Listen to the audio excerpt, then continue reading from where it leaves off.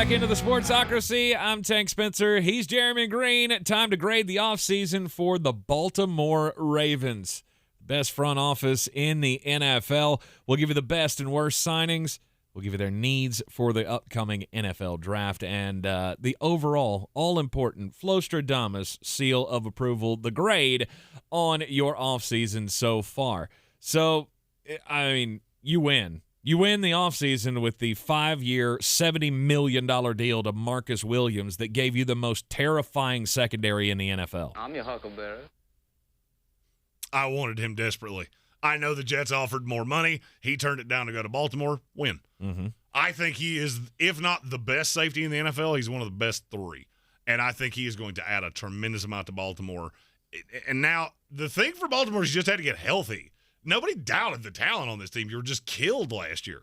And now I look at this team and go, yeah, a lot of other teams have added things around you. They could still add Calais Campbell back. You've still got a draft where you're picking higher than you usually do, and this is the best drafting team in the NFL anyway. Mm-hmm. Plus, I love the Morgan Moses signing. That is a safeguard to Stanley can't come back 100%. Jawan James can't play right tackle. Even if he's your sixth lineman, that's a win. But $5 million, don't care. Saw it last year. Watched us do it. He came from my team. You'll be just fine with that. Yeah. They did not make an off-season signing that I can go, yeah, that was absolutely the worst deal. Getting Patrick Ricard to sign in for 3 years, $11.25 million. Michael Pierce coming back on the defensive line. I liked all of it. Any other team, I would probably hammer you for paying that much to a fullback, but he's so integral to Baltimore that I can't do that. Yep.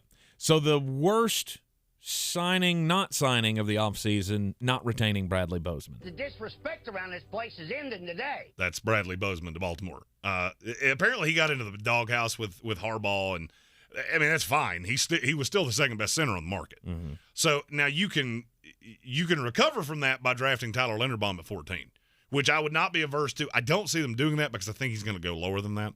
And there are other – look, there's one clear best center I've ever graded, and that's Linderbaum. From there's a lot of Donovan West, Luke Fortner. If you want a guy, I mean, they paid Patrick McCarry a little bit, so that might be their plan at center. I would personally like to see you do something more than that, but there are still alternatives. I just look at the number on Bozeman and go, that's too cheap to let him walk out the door for nothing. Yeah, and maybe you should draft Tyler Linderbaum because he doesn't land with you. I could very well see him landing with the Pittsburgh Steelers. The Pittsburgh Steelers. So draft needs, what are they? Their number one draft need to address at number 14 would be what? I still think the number one need, I would say somebody – I mean, signing Michael Pierce probably takes him off Jordan Davis. Mm-hmm. I wouldn't be averse to another edge. I wouldn't be averse to another linebacker. This is what Baltimore does better than anybody. They don't have a number one need. They have needs, but whoever falls in their lap, that's who they're going to take. If Derek Stingley's on the board at 14, yeah, guess what? He's going to Baltimore. Right.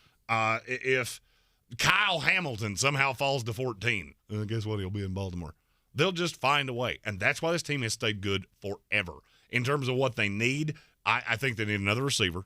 I think you need to come out of this 3-day weekend with another piece on the offensive line, whether it's a starting center, another guard.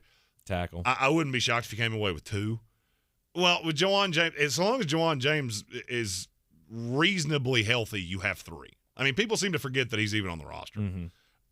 And then just developmental pieces. They don't have huge gaping holes like many other teams in the NFL do.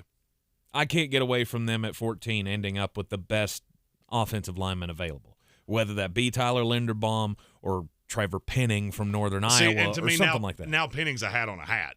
That's not where I'm looking to go. Penning's a tackle, and I've got 3 of those. That's not where I'm going at 14. It was before the Morgan Moses deal, but that's more value than people think it is. Okay. We are the Sportsocracy, and hit that subscribe button so you get all our team-by-team content throughout the Draftmas season. Final grade, Jeremy. Where are we at?